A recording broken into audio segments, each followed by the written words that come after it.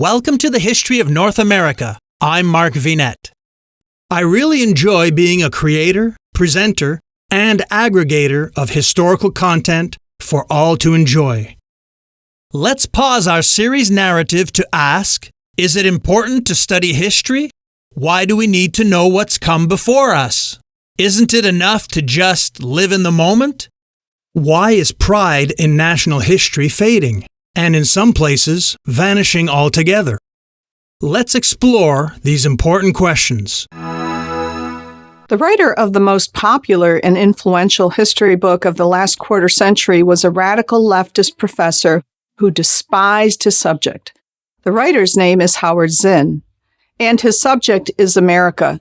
Zinn died in 2010, but his toxic theme lives on. America is and has always been a cesspool of racism, imperialism, and capitalist exploitation. You may never have heard of Zinn, but I assure you, a history teacher at your local high school or college has, and probably teaches his texts or ideas. The book Zinn wrote is entitled A People's History of the United States. If you're trying to understand why so many young people lack patriotism, or worse, regard America with contempt, you don't have to look much further than Zinn. Where did the idea that Columbus was evil come from? Lincoln wasn't really interested in freeing the slaves. The Allies weren't any better than the Nazis and the Japanese in World War II. The Vietnam War was not about stopping the spread of communism, but about promoting American imperialism. Zinn. How do you take an essentially decent country and turn it into the source of much of the world's evil? Well, you just have to lie, distort, and falsify. Zinn did all three. A lifelong and passionate leftist, everything he ever said or wrote was in service of the Marxist dogma that life is a class struggle. Distilled to its essence, this simply means that those who have power are bad, and those who don't are good. Therefore, the downtrodden working class, the proletariat, are a heroic but faceless mass. The villains, the capitalist ruling class, in contrast, all have names and faces. They are the heroes of the nation: Washington, Jefferson, Lincoln, Kennedy, and others. Zinn, as any Marxist true believer would, saw his task to tear down the latter and promote the former. But is such a simplistic approach really history? Noted liberal historian Arthur Schlesinger didn't think so. Zinn, Schlesinger wrote, was a polemicist, not a historian. As a polemicist, a propagandist, however, Zinn had few peers. Columbus turned out to be a perfect target. Before Zinn, Columbus was widely extolled for his foresight and bravery. Now, thanks to Zinn, he's considered a genocidal maniac.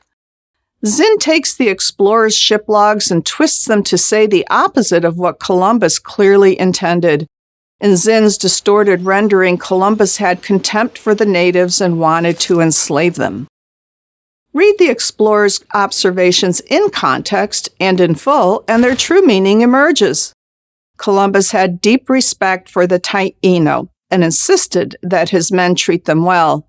Furthermore, he chronicled how terrified the Taino were of the neighboring tribe, the Caribs.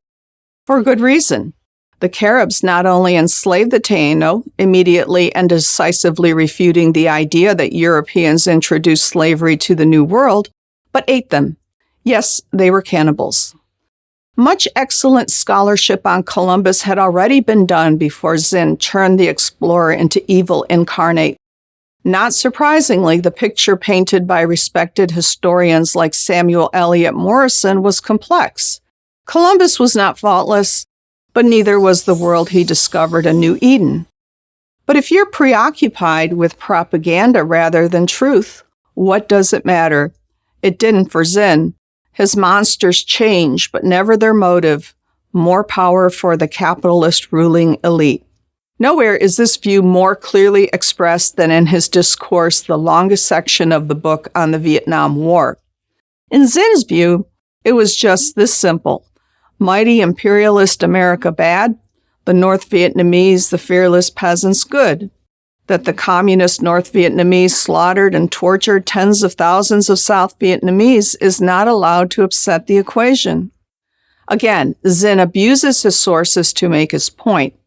In one egregious example, he turns Foreign Service Officer Douglas Pike, actually a passionate defender of the South Vietnamese, into an admirer of the North Vietnamese. In fact, Pike believed what the North Vietnamese were doing to their cousins in the South amounted to genocide. I go into this and much more of Zinn's truth-bending in my book, Debunking Howard Zinn, exposing the fake history that turned a generation against America. But this much should be clear. A people's history of the United States has no place on a high school or college history curriculum because it doesn't teach history. All it teaches is hatred for America. Our students deserve better. I'm Mary Grabar, resident fellow at the Alexander Hamilton Institute for Prager University. What kind of future will the United States have if young Americans are taught to have contempt for their country? To say the least, it's not a happy prospect. Yet from all accounts, that's exactly what's happening. Ask sixth graders what they know about George Washington, and they're likely to answer, he owned slaves. Well, that's true. It's only one part of Washington's story.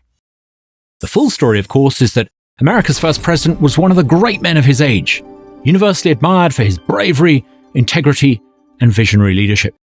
Washington was a remarkable man, but only one of many remarkable individuals throughout American history. This was once taken for granted. Now it's barely acknowledged. For someone who's admired America from afar and has now made it my home, I find this very troubling. I've always considered Americans' deep love for their country, their patriotism, to be not only part of their charm, but a major reason for America's success. Now I see that patriotism being undermined in, of all places, America's classrooms. The 1619 Project, for example, which contends that America was conceived in racism in 1619 rather than in freedom in 1776, is taught in over 4,500 schools. Instead of teaching young Americans to revere their country, the left-leaning educational establishment seems bent on teaching them to be ashamed of it. Are they succeeding? From what I've seen, patriotism still thrives in much of the country, especially in the South. You can feel it under 1,000 Friday night football lights as the crowd rises for the Star-Spangled Banner. You can sense it in every small-town parade on the 4th of July. But there's no question that this patriotism is fading. In fact, in many places, it's disappearing altogether. Okay, you say. So what? Why is this such a big deal? Because patriotism is the glue that holds America together. To love America is to love the values it stands for. Above all, freedom. The value for which America, more than any country in history, has been known. Freedom of speech. Freedom to practice the religion of one's choice. Freedom to pursue one's own interests with the minimum of government interference. These are the values that unite Americans, not ethnicity, skin color, or anything else. These are the values that have made America a magnet for the world. Ronald Reagan once observed that you can live in France but never become a Frenchman, or in Turkey or Japan without ever becoming Turkish or Japanese. But anyone from any corner of the world can come to live in the United States and become an American. That's because America's about a set of ideas. To me, a Brit, this feels like magic. But the magic only works if you buy into these ideas. To do so makes you a patriot. But if America loses that patriotic spirit, well, if that happens, Americans will stop thinking of themselves as individual citizens united by a common set of values and begin to define themselves in terms of their race, ethnicity, religion, or some other designation. America would soon start to resemble the places its immigrants once fled. Over here would soon become little different from over there. Am I suggesting that America's perfect or even close to it? No one's ever made that claim. But before you judge the United States too harshly, you should compare its history with the likes of Germany, Russia, or China, or any country in Africa or South America for that matter. From that perspective, America looks pretty good. And the closer you look, the better America looks. 3 times in the 20th century, America helped rescue the world. In the First World War against German militarism, in the Second World War against the Nazis and the Japanese Empire, and in the Cold War by defeating Soviet communism. The left often rages against American imperialism. That's nonsense. The United States has had the power to plant its flag almost anywhere on Earth. But what did it do instead? It planted its flag on the moon. People often think of Americans as being boorishly self-confident, but I find them to be quite humble. Yes, Americans love to loudly celebrate their patriotic holidays, but perhaps the most important day in the American calendar marks neither victories nor battles. It's Thanksgiving, the day set aside for national gratitude. For good reason. Everyone living in the land of the free and the home of the brave, indeed any American with common sense, has so much to be grateful for, whenever and by whatever means their ancestors arrived. They're all the beneficiaries of the hard work and good choices made by those who came before them. Choices like declaring independence, setting up a constitutional republic, ending slavery and fighting fascism and communism. That's what should be taught in our schools. We need to foster a love of America, not contempt for America, if we want to keep America. I'm Douglas Carswell, president of the Mississippi Center for Public Policy for Prager University. I'm Mark Vinette, and I hope you're enjoying the ride.